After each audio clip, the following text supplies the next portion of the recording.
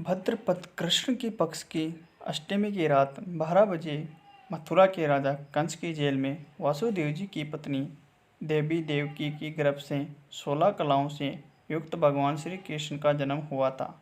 इस तिथि से रोहिणी नक्षत्र का विशेष महत्व है। इस दिन देश के समस्त मंदिरों का श्रृंगार किया जाता है। कृष्ण अवतार के उपलक्ष्य में झांकियाँ सजाई जाती हैं। भगवान कृष्ण का श्रृंगार करके झूला सजाया जाता है। स्त्री पुरुष रात के 12 बजे तक व्रत रखते हैं। रात को 12 बजे शंख तथा घंटों की आवाज़ से श्री कृष्ण के जन्म की खबर चारों दिशाओं में गूंज उठती है। भगवान श्री कृष्ण की आरती उतारी जाती है और प्रसाद वितरण किया जाता है। प्रसाद ग्रहण कर व्रत को खोला जाता है। कथा द्वापर युग में पृथ्वी पर राक्षसों के अत्याचार बढ़ने लगे। पृथ्वी गाय का रूप धारण कर अपनी कथा सुनाने के लिए तथा उद्धार के लिए ब्रह्मा जी के पास गई। ब्रह्मा जी सब देवताओं को साथ लेकर पृथ्वी को विष्णु के पास क्षीर सागर ले गए। उस समय भगवान की विष्णु अनंत शय्या पर संन्यास कर रहे थे। शीतूत करने पर भगवान की निद्रा भंग हो गई। भगवान ने ब्रह्मा एवं सभी देवताओं को देखकर उनके आने का कारण पूछा तो पृथ्वी बोली, भगवान मैं पाप में बोझ से दब रही हूँ, मेरा उद्धार कीजिए। यह सुनकर विष्णु बोले, मैं ब्रजमंडल में वासुदेव की पत्नी देवी के गर्भ से जन्म लूँगा। तुम सब देवतागण ब्रजभूमि में जाकर यादव वंश में अपना शरीर धारण कर लो। इतना कहकर अंतर्धान हो गए। इसके पश्चात देवता ब्रजमंडल में आकर यदुकुल में नंदन यशोदा तथा गोपियों के रूप में पैदा हुए। द्वापर युग के अंत में मथुरा में अग्रसेन राजा राज्य करता था। अग्रसेन के पुत्र का नाम कंस था। कंस ने अग्रसेन को बलपूर्वक सिंहासन से उतारकर जेल में डाल दिया और सभी राजा बन गया। कंस की बहन देवकी का विवाह यादव कुल में वासुदेव के साथ निश्चित हो गया। जब कंस देवी को विदा करने के लिए रथ में जा रहा था तो आकाशवाणी हुई कि हे कंस, जिस देवी को तू बड़े प्रेम से विदा करने को रहा है उसका 8वां पुत्र तेरा संहार करेगा। आकाशवाणी की यह बात सुनकर कंस क्रोध से भरकर देवकी को मारने को तैयार हो गया। उसने सोचा देवकी होगी ना उसका पुत्र होगा। वासुदेव जी ने कंस को समझाया कि तुम्हें देवकी से तो कोई भय नहीं है।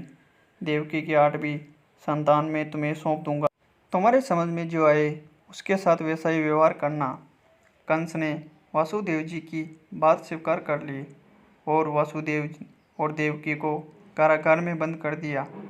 तत्काल नारद जी वहां पहुंचे और कंस से बोले कि ये कैसे पता चला कि 8वें गर्भ से कौन सा होगा, गिनती प्रथम में से अंतिम गर्भ से शुरू होगा। कंस ने नारद जी के परामर्श पर देवी की गर्भ से उत्पन्न होने वाले समस्त बालकों को मारने का निश्चय कर लिया। इस प्रकार एक एक करके कृष्ण ने देवकी के 7 बालकों को निर्दयता मार डाला। भाद्रपद के कृष्ण पक्ष की अष्टमी को रोहिणी नक्षत्र में श्री कृष्ण का जन्म हुआ।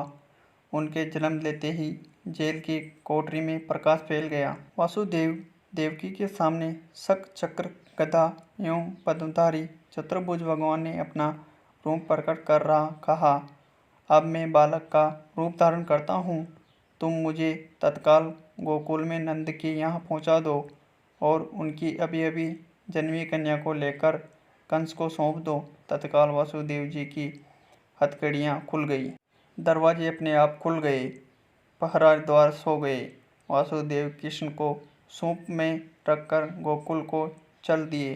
रास्ते में यमुना श्री कृष्ण के चरणों को स्पर्श करने के लिए बढ़ने लगी।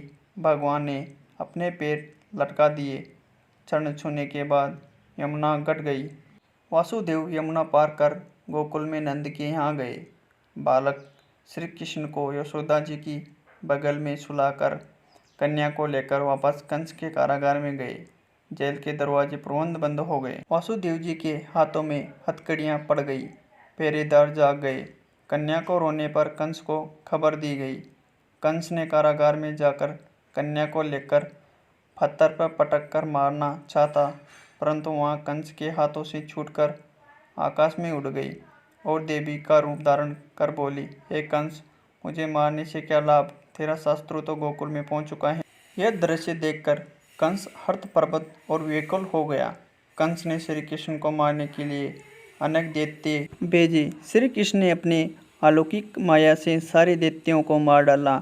बड़े होने पर कंस को मारकर अग्रसेन को राजगद्दी पर बैठाया। श्री कृष्ण के पुण्य तिथि को तभी से सारे देश में बड़े हर्षोल्लास से मनाया जाता है।